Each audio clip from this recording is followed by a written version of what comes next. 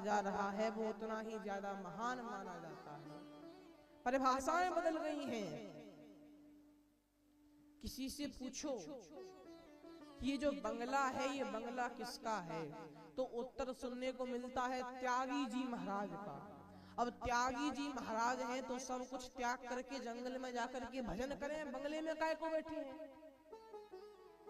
किसी से पूछो ये बच्चे किसके खेल रहे हैं, बोले ब्रह्मचारी जी महाराज के।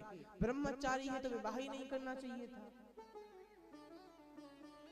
किसी से पूछो ये शोर हल्ला जो सुनाई दे रहा है कहां से आ रहा है, उत्तर मिलता है मौनी बाबा के आश्रम से।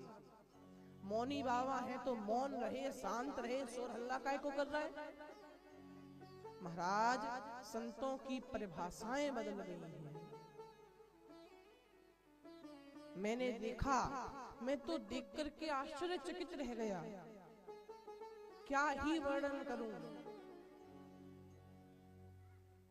अब मैंने विचार किया कहां जाया जाए, सब तीर्थों में तो घूम लिए, कहीं शांति नहीं मिली।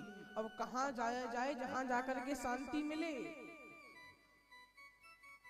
तो मेरे मन में अचानक वृंदावन धाम का स्मरण हो आया। मैंने विचार किया कि वृंदावन में भगवान अपने पूर्ण अंशों के साथ पधारे थे। उन्होंने कई बाल लीलाएं भी वृंदावन में की थी। तो मैं वृंदावन ही जाऊं और वृंदावन में ही जाकर को मेरे मन को शांति मिलेगी।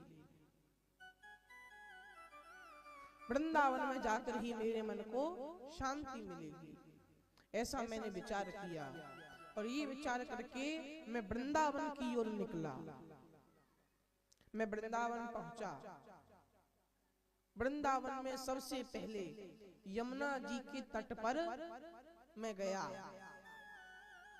वहां जाकर के देखा तो वहां भी मुझे एक बहुत बड़ा आश्चर्य दिखाई देता है।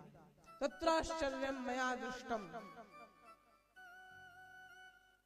क्या आश्चर्य, हे मुनिवर, वहां बहुत सारी युवती स्त्रियां थीं, कई स्त्रियां थीं, और उन स्त्रियों के बीच में एक युवती रो रही थी।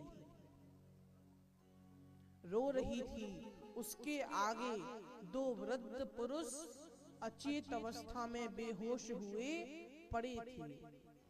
और वो बार बार उन्हें देखती, बार बार उन्हें देख करके रोने लगती।